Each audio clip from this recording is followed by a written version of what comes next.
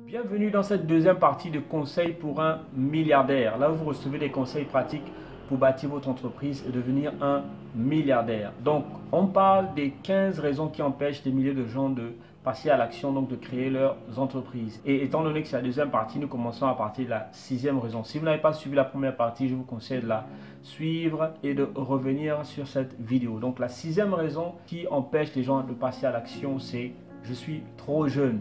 Et là, je dis encore que ce n'est pas une excuse parce que je vais vous donner des exemples de jeunes entrepreneurs qui ont commencé leur entreprise lorsqu'ils étaient très jeunes et qui ont connu un grand succès. Et l'exemple le plus patent, le plus évident, c'est Facebook. Nous savons tous que Zuckerberg a créé Facebook lorsqu'il était étudiant et il avait que 19 ans. Donc à l'âge de 19 ans, il a créé Facebook et aujourd'hui, nous savons le succès que Facebook représente aujourd'hui. Le deuxième exemple, c'est Evan Spiegel. Spiegel, je ne sais pas trop comment on prononce ça, qui a créé Snapchat. Donc il n'avait que 21 ans. Donc à l'âge de 21 ans, il a créé Snapchat et nous savons tous le succès que Snapchat représente aujourd'hui. Le troisième exemple, c'est Vuzi. Vuzi, c'est un Sud-Africain, donc Vuzi Thembekwayo, j'espère que je prononce bien, qui à l'âge de 17 ans est devenu le motivational speaker le plus influent du monde. Donc il a remporté un concours d'art oratoire, donc ceux qui parler en public si vous voulez. Et à l'âge de 25 ans, il est devenu le directeur d'une multinationale, donc qui valait à l'époque 17 milliards de rounds sud-africains. Donc 17 milliards de rounds sud-africains, c'est 1 milliard d'euros, donc environ 700 millions de francs CFA. Donc à l'âge de 25 ans. Et le dernier exemple, c'est Sandile Chezi. J'espère que je prononce bien, ils ont des noms bizarres ces gars-là.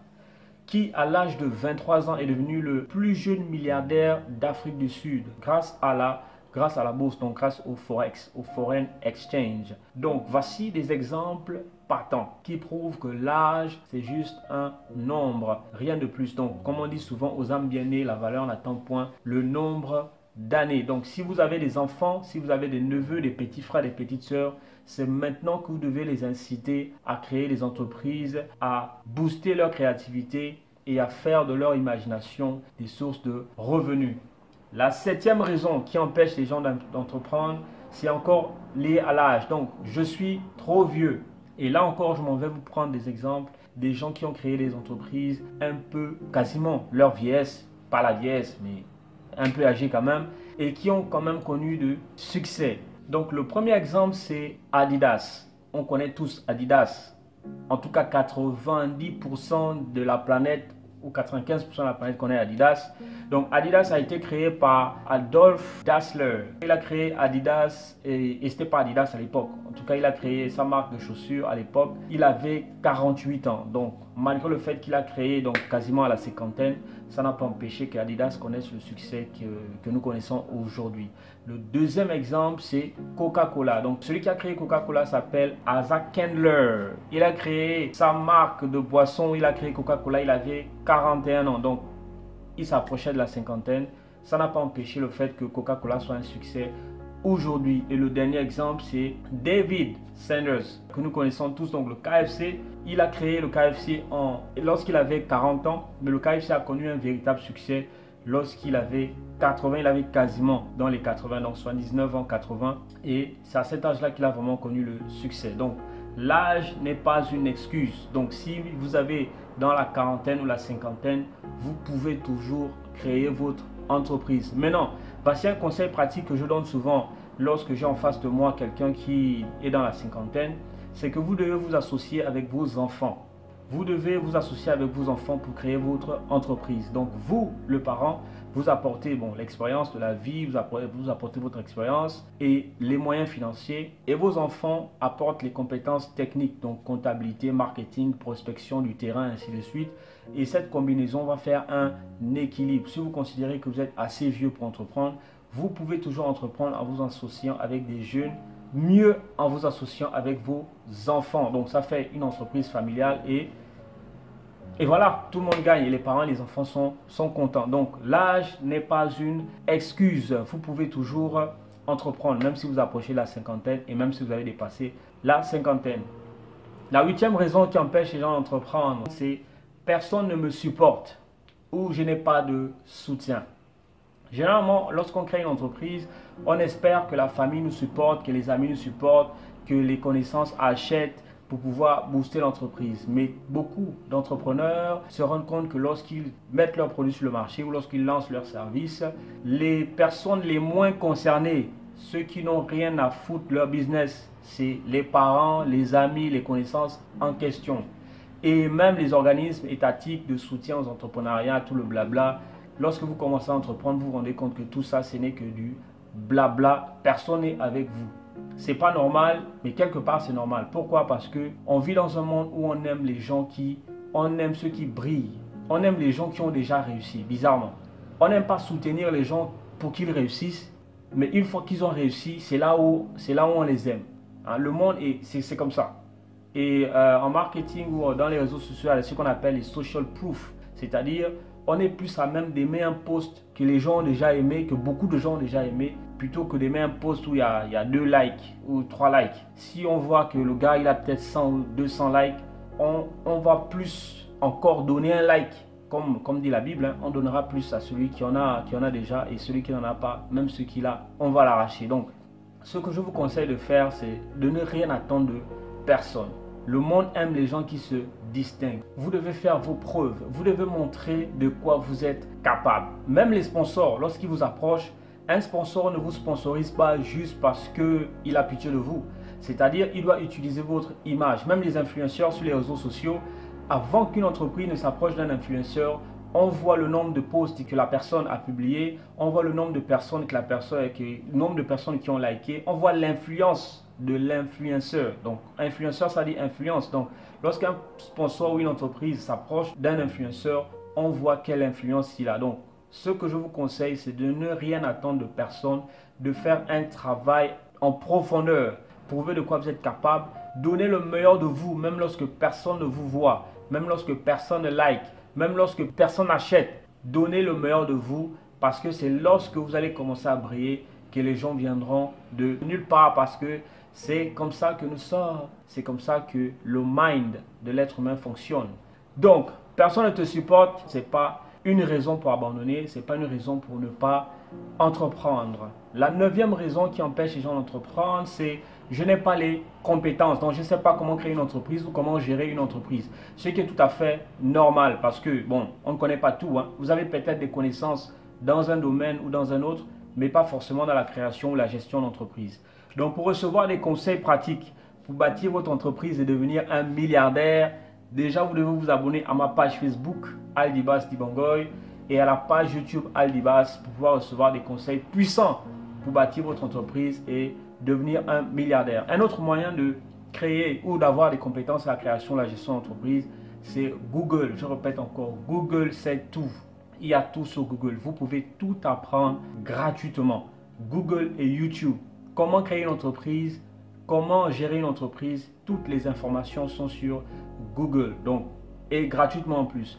Par contre, si vous voulez aller plus vite, je vous conseille de vous inscrire dans des séminaires ou dans des cours donnés par des experts. Donc, quitte à dépenser quelques CFA ou quelques euros, cela vous permettra de comprendre plus vite, d'avoir un enseignement beaucoup plus structuré. Parce que Google, c'est vrai, a beaucoup d'informations, y compris YouTube, mais les informations sont dispersées.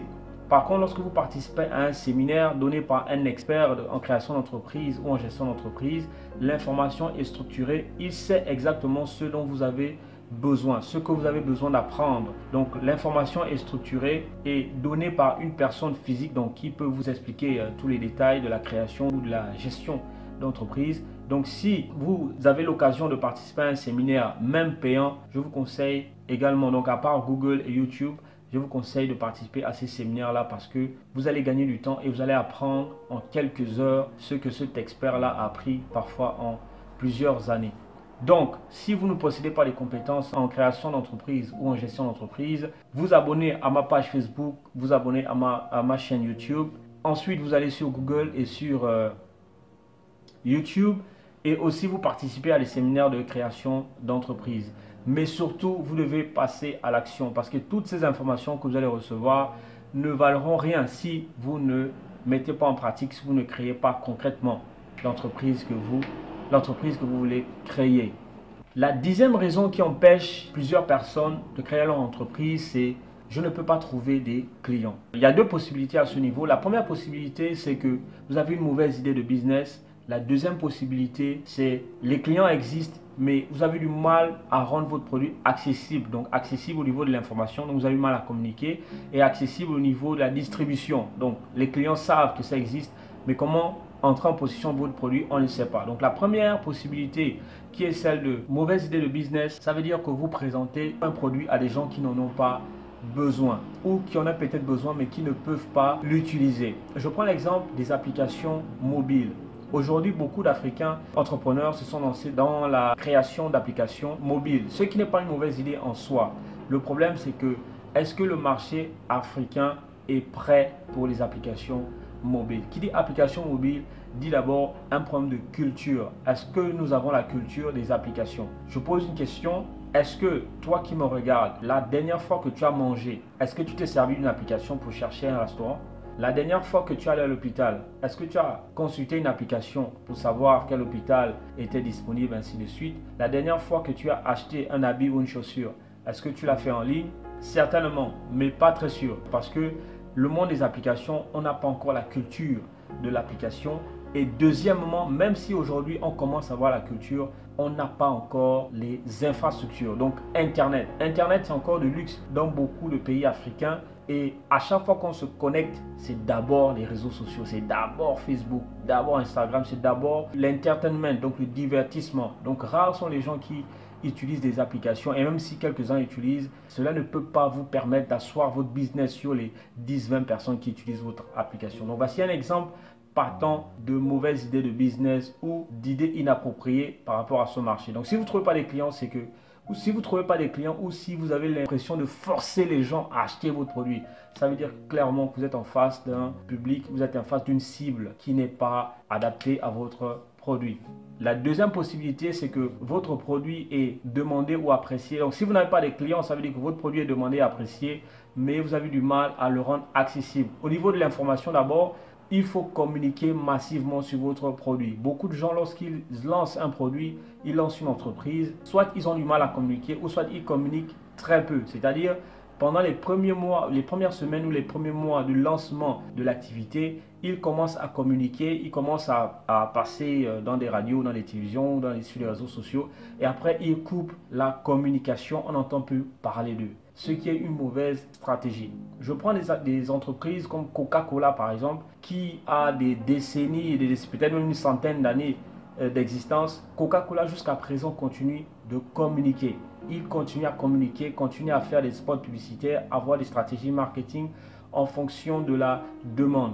Une autre entreprise, c'est Adidas ou Nike, si vous voulez. De grandes entreprises qui apparemment n'ont plus rien à prouver, mais qui sont toujours sur le marché, qui communiquent intensement parce qu'ils savent que le jour qu'ils arrêtent de communiquer, ils entrent dans l'oubli et ils perdent des parts de marché. Donc, si déjà des grandes entreprises comme Coca-Cola, comme Nike continuent de communiquer malgré toutes les années d'existence, ce n'est pas votre petit business qui est né hier qui ne va pas communiquer. Donc, vous devez continuer à communiquer même si au départ, il n'y a pas encore de grosses ventes, même s'il n'y a pas encore de grosses commandes, vous devez continuer à taper, communiquer, communiquer, communiquer, communiquer à un large public bien ciblé, mais surtout répéter jusqu'à ce que la marque entre dans ce qu'on appelle le top of mind. C'est-à-dire, chacun de nous, lorsqu'on a besoin d'un produit, il y a des marques qui viennent premièrement dans notre tête. Et c'est l'objectif que vous devez viser lorsque vous communiquez auprès de votre public. La deuxième chose, c'est l'accessibilité. Donc ça, c'est l'accessibilité au niveau de l'information. Il y a l'accessibilité au niveau de la distribution. Donc, les gens sont au courant que vous avez un produit qui va répondre à leurs besoins, mais ils ont du mal à voir le produit lui-même. C'est-à-dire, comment est-ce qu'on commande, comment est-ce qu'on est livré. Parfois, il est très difficile pour certains clients d'avoir certains produits. Donc, vous communiquez bien, mais pour avoir les produits, c'est très difficile. Donc, la 10e raison qui pousse les gens à ne pas passer à l'action ou abandonner, c'est qu'ils n'ont pas de clients. Pourquoi? Parce qu'ils ont une mauvaise idée de business, premièrement. Ou deuxièmement, ils communiquent très mal ou très peu. Ou ils ne rendent pas le produit accessible. Donc, au niveau de la distribution, les gens ne savent pas comment commander. Donc, on s'arrête là pour la deuxième partie des 15 raisons qui poussent plusieurs personnes ou qui empêchent des centaines de personnes de passer à l'action. L'homme s'appelle Al Dibas pour vous dire qu'il n'y a que l'action qui compte. alors arrêtez de rêver et passez à l'action. Je laisse pas la haine contrôler mes émotions. J'ai du love pour mes ennemis, mais ils me craignent parce que j'ai la rage dans les yeux. Les lumières s'éteignent si jamais t'embarques vers les cieux. Tout devient plus en plus